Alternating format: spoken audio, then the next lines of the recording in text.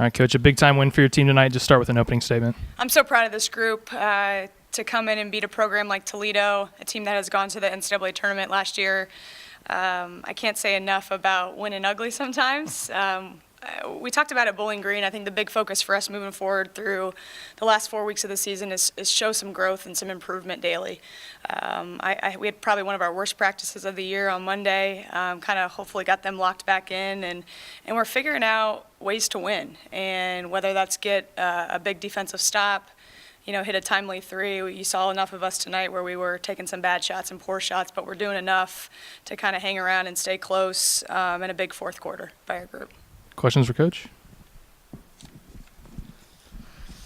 Coach, you look to go to the 2-3 zone a lot and move back to it. How has that kind of been a strategy for you throughout the season? Is it something that you guys have worked on a good bit, or do you kind of just improvise? We haven't played a ton of 2-3 all year, and if we have played it, it's for opponents like today where there's times on the floor where they don't have a ton of outside shooters. There's so many good three-point shooters in our league. It's hard to play consistently a lot of zone. We worked 2 days on it. Even past games, we had it in our pocket, and they had some key sets that we had really worked on and keyed in on, and obviously we had to know where Bravo Harriet was in the zone and did a good job. They ended up scoring out of it at a breakdown plays, which I felt okay with. It wasn't, their kind of go-to stuff. And that kind of kept them off balance. And it was fun. We were kind of in the last few minutes of the game saying, you want to play, want to play man, you want to play zone? And their eyes were lit up and they were ready to play, whatever we told them to do, which was awesome. And I think that was the big key of keeping them off balance. We tried to keep a lot of bodies around McIntyre 15, and, she got some looks and has a double-double, but I'm not sure that's indicative of kind of just the pressure she felt all night that probably wore her out a little bit. Lauren Dickerson has always done some great things for this basketball team since getting here, but off to a slow start tonight. You knew she was going to find the range. Talk a little bit about her game. Yeah, for a sophomore to already have 1,000 points and we still got a lot of basketball to play is pretty special. And she was pressing, and we kind of kept it light at halftime and said, Lo, you got 12 points, which means you got it, so chill out is pretty much what we said. And there's a lot of pressure on her to play as many minutes as she is. I tried to get her a couple minutes tonight just to settle her in. But the thing, even if you look at her shooting percentage, it wasn't great. But the big three she hit, she found Kendall once. And she's so engaged right now as, our leader and playmaker. That's all you can ask. And, she's leading our team to win. She's the heart and soul of this team along with Molly McDonough and our older guys. And it's nice to see when her numbers are a little off percentage-wise that we can still win a game and beat a team like Toledo. Coach, a little bit more on Lauren. When you have your playmaker and, like you said, the heart and soul of your team start off kind of so slow, but the potential for her to make big plays, is it difficult as a coach to kind of keep running the offense through her, or how do you handle those situations where your best offensive talent is kind of cold? Yeah, I think whether it's Lauren or our whole group, we're going to try and be positive and keep them confident. And that's the only way I think we're going to coach the rest of our time here at Miami. I think with this group, when we're learning how to win still, we're up and down a lot still. We have to keep them, especially our kids who can really score it, keeping their composure, keep firing them up. And sometimes we'll go away from low for a little bit just to run a couple sets that get other people involved or get Kendall a touch or get an inside touch and then come back to her. And, what we do when we're kind of outside of game mode is we're watching film of with Lauren, is that a good shot or a bad shot?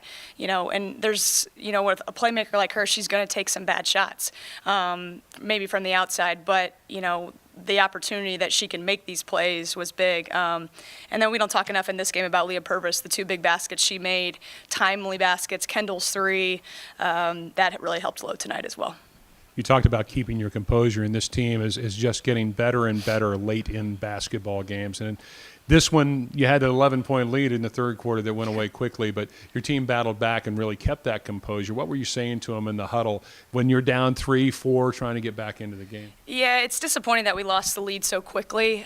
Even when you talk at halftime, a team's going to come out and really turn it up a little bit. I thought we were on our heels.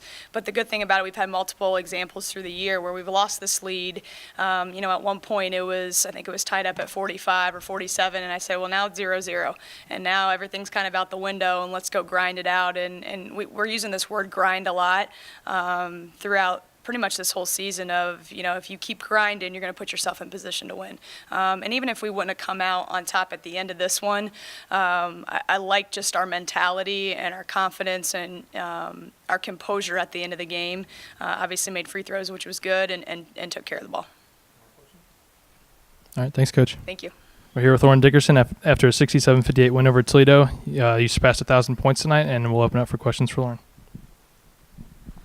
Lauren, obviously a big night for you, passing 1,000 points. What does that mean for you, and how does it feel to reach that milestone, the fastest in Miami? It means a lot to me, just being who I am, knowing what people said about me before. It means a lot, and my family support me. I'm very happy I got it. Got off to a slow start. Was it a little nerves out there trying to find your range? Yeah, definitely. I was a little nervous. I have to admit that. I feel like I had good shots. I just wasn't connecting with it. But, yeah. The team's won 5 in a row now. Just kind of talk about maybe what are a couple of things that's going so well for you guys. It's kind of keying those wins. Making the game ugly for other teams, making timely plays, making good threes when we need them. Leah, with that drive today, was big. Rebounding, taking out their best player. I think we're staying together more, which is helping us a lot. Like you said, it was a little rough getting going, but you had the confidence to keep shooting through that. Yeah. What has Coach Duffy or anybody on the team done to help you kind of feel like you have that green light that you can keep going? Well, one, they tell me keep shooting, so Yeah. That's always the rule. Keisha Blanton, our coach, she does a good job of telling me where I'm going wrong with my shot, which is good. And just confidence in myself, really. Them telling me that I'm good and me believing it. Third quarter, you were up by 11, and that went away quickly with the Rockets.